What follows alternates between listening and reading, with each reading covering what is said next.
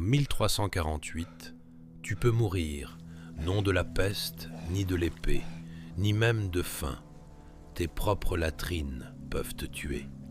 Sous tes pieds, des planches pourries craquent. Tu passes au travers et tombes dans une fosse où des déchets humains s'entassent depuis des années. Les tiens, ceux des voisins, ceux d'inconnus. Tu t'agrippes au bord mouillé, tes ongles glissent sur le bois, ta gorge brûle sous l'ammoniaque, et chaque geste t'enfonce dans la masse tiède. Là-haut, quelqu'un entend du bruit, puis un cri, puis appel à l'aide. Mais au Moyen-Âge, l'aide arrive souvent au même rythme que le nettoyage des rues, trop tard. Le pire n'est pas qu'une telle mort soit possible, mais qu'elle ne semble pas incroyable à ce monde. Ce n'est qu'un risque de la vie normale, là où quelques planches séparent la maison de la fosse, l'eau des immondices, et l'homme d'une maladie qu'il ne sait ni voir, ni expliquer. Bienvenue dans l'Angleterre de la peste noire. Avant que la peste t'atteigne, le quotidien te brisera. Odeur des rues, eau sale, fumée dans la maison, poux dans les vêtements, peau de chambre, paille pourrie, médecin à couteau et gens sûrs que le vrai danger vient du mauvais air et de la colère de Dieu. Abonne-toi si tu veux d'autres simulations historiques. Ensuite, tu comprendras pourquoi l'homme moderne ne supporterait pas la peste, ni l'hygiène même du Moyen-Âge. La première chose qui frappera ne sera pas la ville, mais l'odeur. Elle viendra avant les murs, avant les églises, avant les gens. Lourde, humide, collante, fumée, fumier, urine, tripes de poisson, laine mouillée, paille pourrie, sueur humaine et une note douceâtre de cadavre qui forcera ton estomac moderne à défier ton orgueil. Tu entres dans Londres non comme touriste, mais comme un corps de trop dans une ville pleine.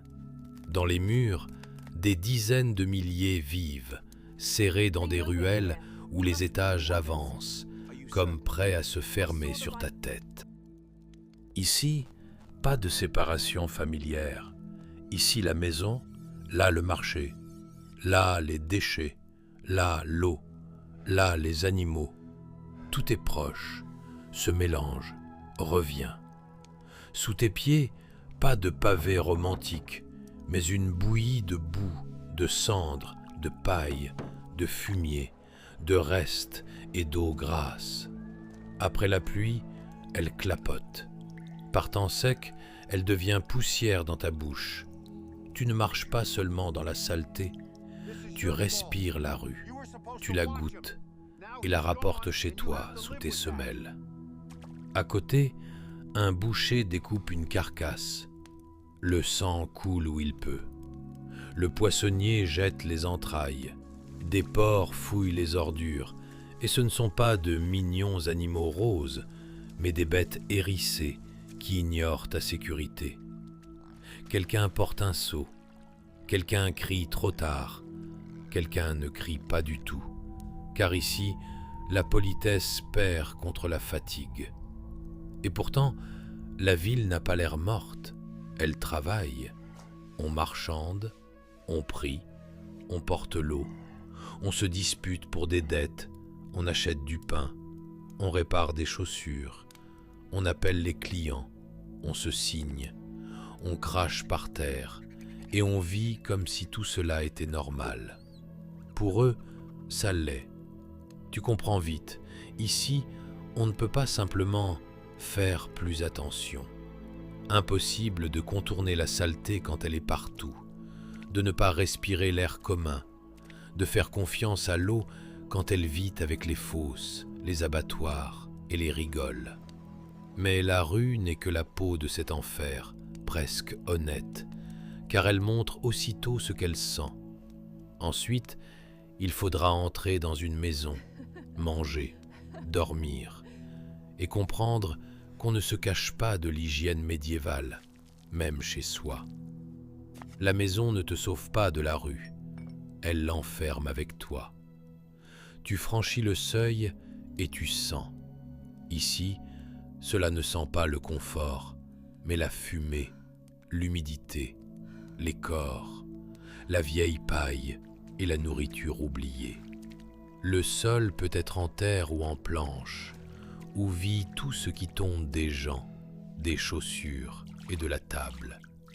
Miettes, graisse, boue, cheveux, puces, déchets. Si la paille couvre le sol, elle paraît presque douce, jusqu'à ce que tu comprennes que ce n'est pas un tapis, mais une éponge à pauvreté. Tu n'as pas de chambre à toi.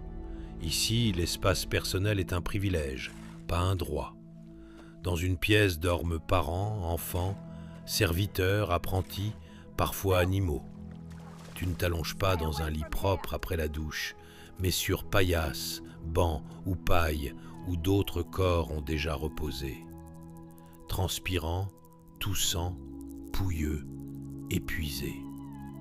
La nuit, quelqu'un ronfle, quelqu'un gémit. Quelqu'un utilise un pot près de ton visage, car sortir dans le noir est pire.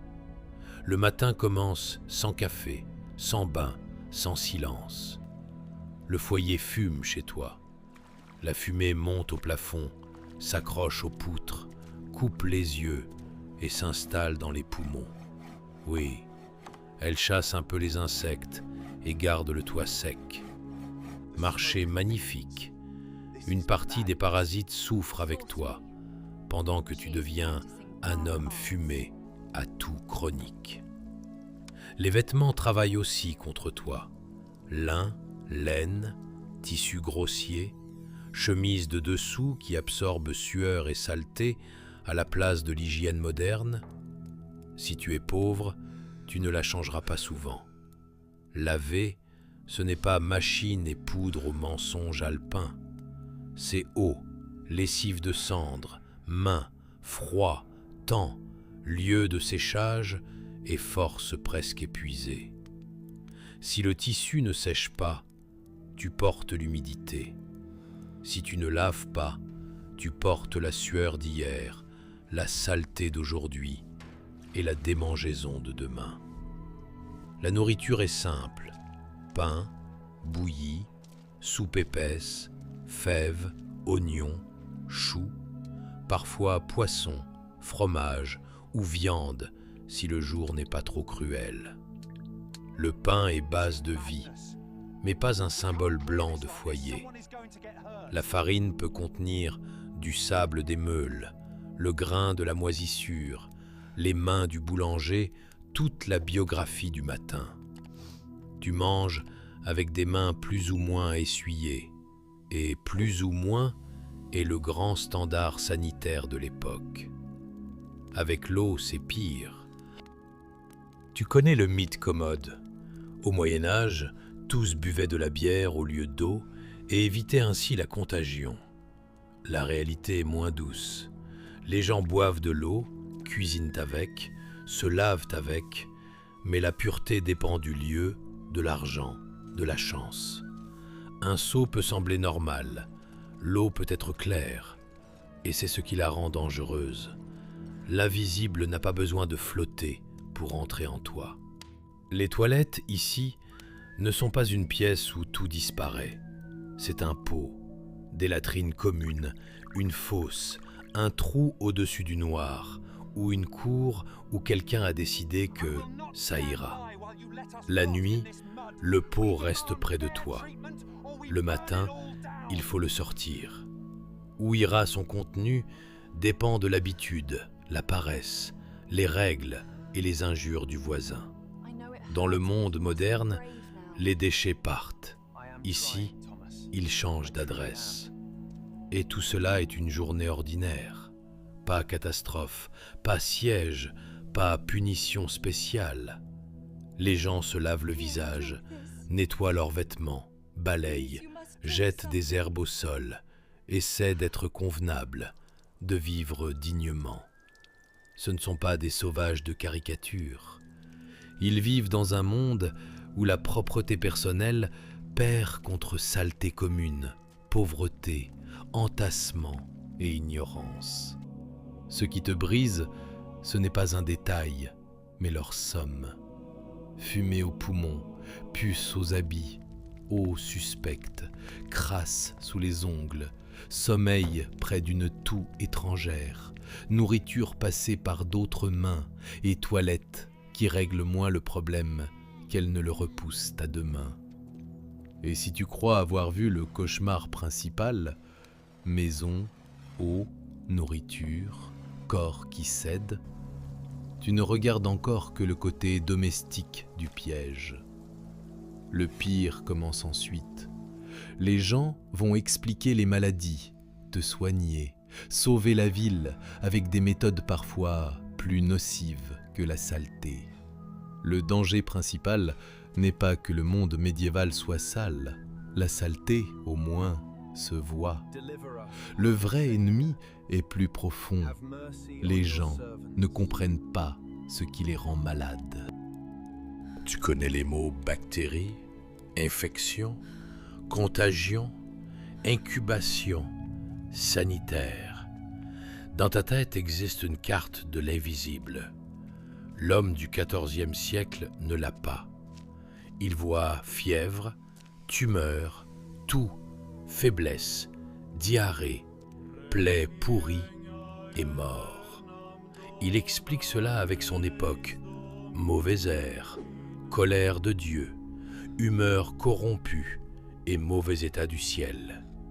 Si tu tombes malade, le médecin ne cherche pas de microbes, il cherche un déséquilibre. En toi, selon la théorie, doivent se mêler sang, flegme, bile jaune et bile noire. Si l'équilibre est rompu, il faut le rétablir. Par exemple, en saignant. Tu es allongé, faible, trempé de fièvre, langue sèche, et le spécialiste peut t'ouvrir une veine, car c'est cela, soigner. Et ce n'est pas de la cruauté, voilà l'horreur. Il veut vraiment aider. On peut te purger, provoquer le vomissement, poser des herbes, ouvrir une tumeur, brûler une plaie, parfumer la pièce de fumée ou te conseiller de prier plus fort. Il y a du soin. Il est juste armé d'un couteau, du feu et d'une mauvaise carte de la maladie. Avec les miasmes, c'est encore plus perfide. Les gens remarquent, là où il y a puanteur, pourriture, cadavres, eau stagnante et déchets, on tombe plus souvent malade. Donc, pense-t-il, la maladie est portée par l'air gâté. Dans leur logique, c'est raisonnable. La mauvaise odeur accompagne souvent le danger. Le problème, c'est qu'elle n'est pas la cause de tout. Elle n'est qu'un signal, parfois un décor. Alors ils brûlent des herbes, portent des parfums, aèrent, jettent au sol romarin, menthe, lavande. Parfois cela aide par hasard. Enlever les ordures vaut mieux que les laisser. Se tenir loin des corps pourris vaut mieux que rester près d'eux. Mais le vrai ennemi reste invisible. Il vient par l'eau, les mains sales, les puces, les rats, l'entassement, les vêtements, le lit et les gens qui, le matin, semblent sains. Tu peux comprendre plus qu'eux, mais c'est presque une moquerie. Pour bouillir l'eau, il faut du bois et du temps. Pour isoler un malade, il faut une pièce. Pour bien laver les mains, il faut de l'eau propre. Pour éviter les gens, il faudrait ne pas travailler, ne pas manger, ne pas vivre en ville et, si possible, être riche. Il ne faut donc pas seulement de l'intelligence, mais un monde qui n'existe pas ici. Et si tu crois que tout est clair, mauvaise médecine, contagion invisible, erreur par manque de savoir, tu n'as pas encore heurté le mur le plus dur. Ensuite, tu comprendras qu'ici même, la bonne décision peut être impossible, car contre toi travaille la maladie et toute la société. Tu peux décider que le salut est simple, rester loin des malades, faire bouillir l'eau, te laver les mains éviter la nourriture douteuse, ne pas dormir près des tousseurs et agir comme si l'on t'avait offert 6 siècles de progrès médical. Bon plan, presque touchant. Mais ce monde n'est pas obligé de te donner les conditions nécessaires aux bonnes décisions. Ici, l'hygiène n'est pas une question de caractère, c'est affaire d'argent, de statut et de dépendance. Un riche peut avoir chambre, linge, serviteur, meilleure eau, possibilité de fuir et gens qui sortent ce qu'il ne veut pas sentir.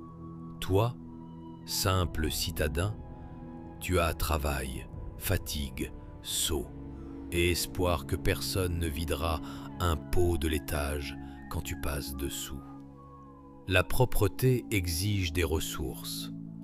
Pour bouillir l'eau, il faut du feu. Pour le feu, du combustible. Pour le combustible, argent ou temps.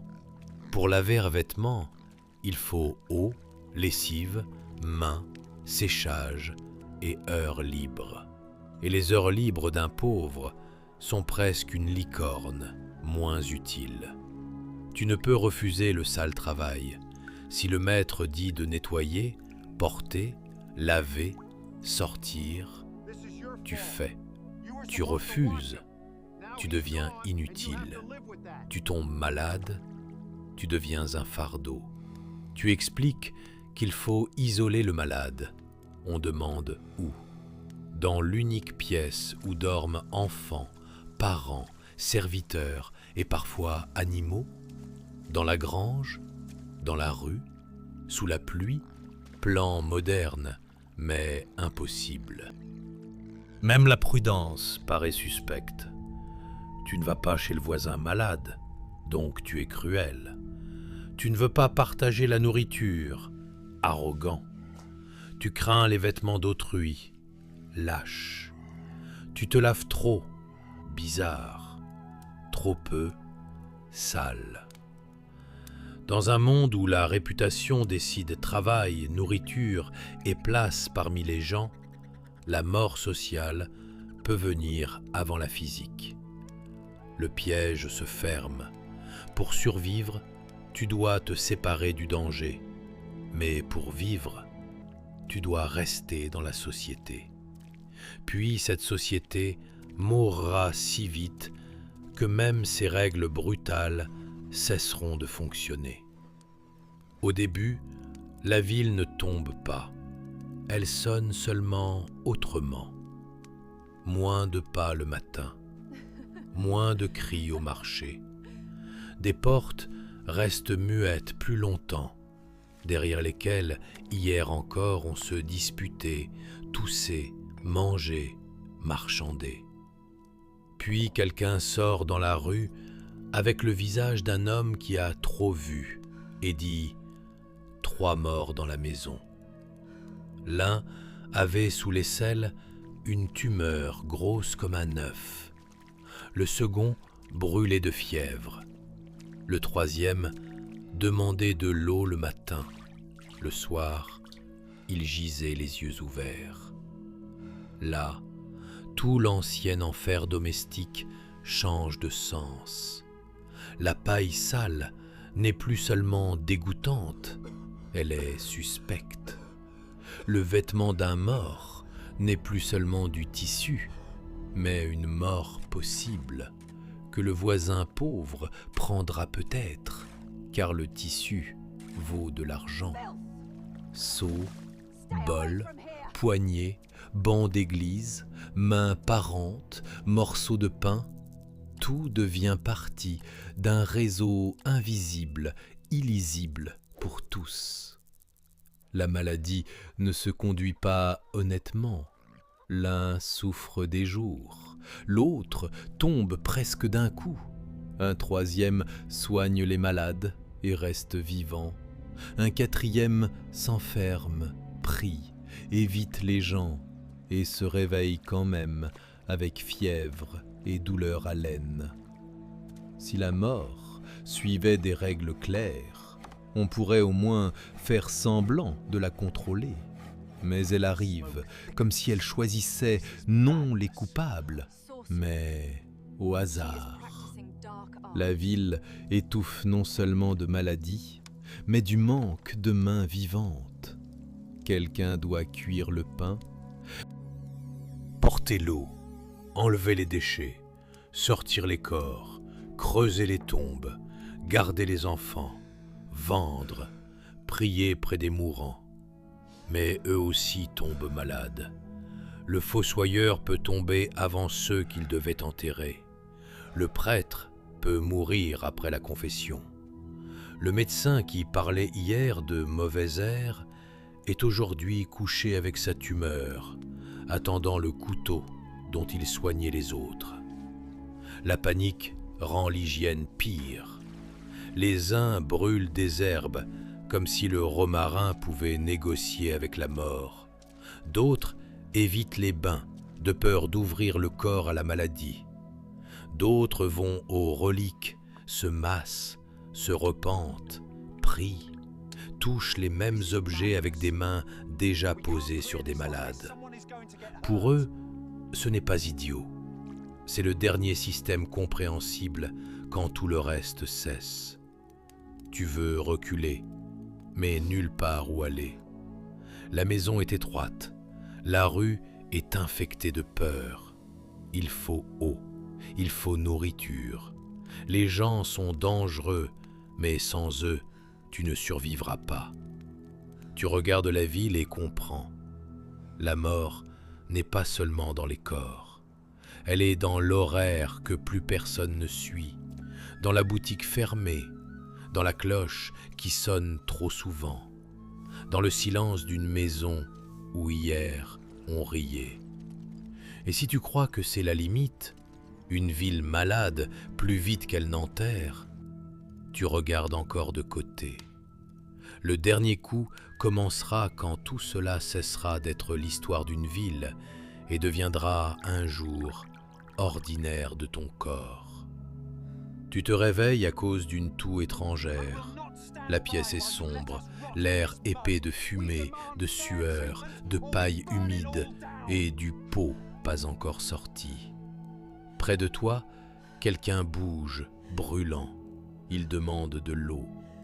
Tu sais qu'approcher est dangereux, mais ne pas approcher est impossible aussi, car ici, la maladie n'annule ni pitié, ni parenté, ni devoir, ni peur de Dieu.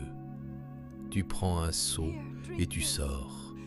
Sous tes pieds clapote une boue mêlée de fumier, cendres, eau grasse et ce que quelqu'un a jeté hier par la fenêtre.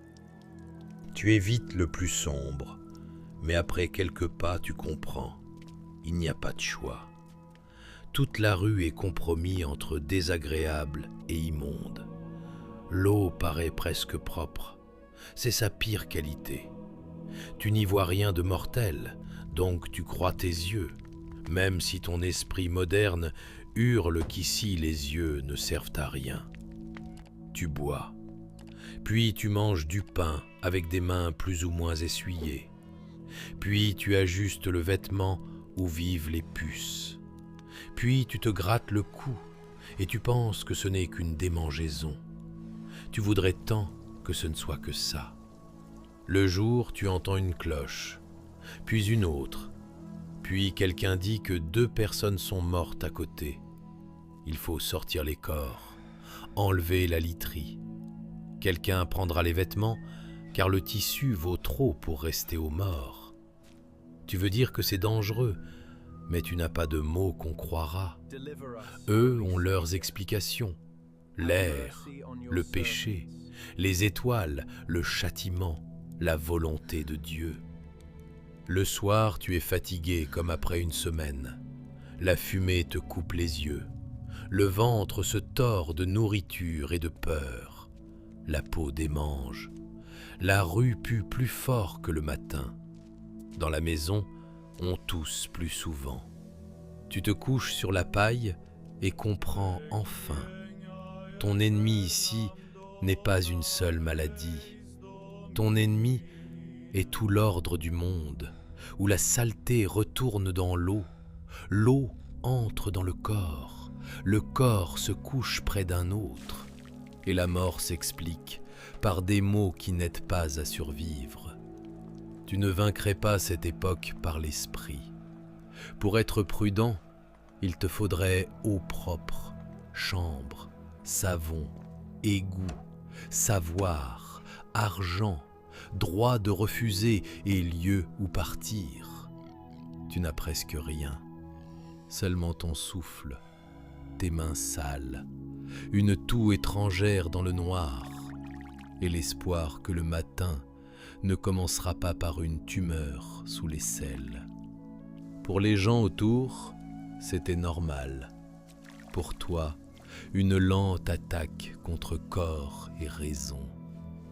Et si tu te retrouvais là-bas, ce ne serait peut-être pas la mort noire qui te tuerait. D'abord, tout ce que les gens appelaient hygiène ordinaire te briserait.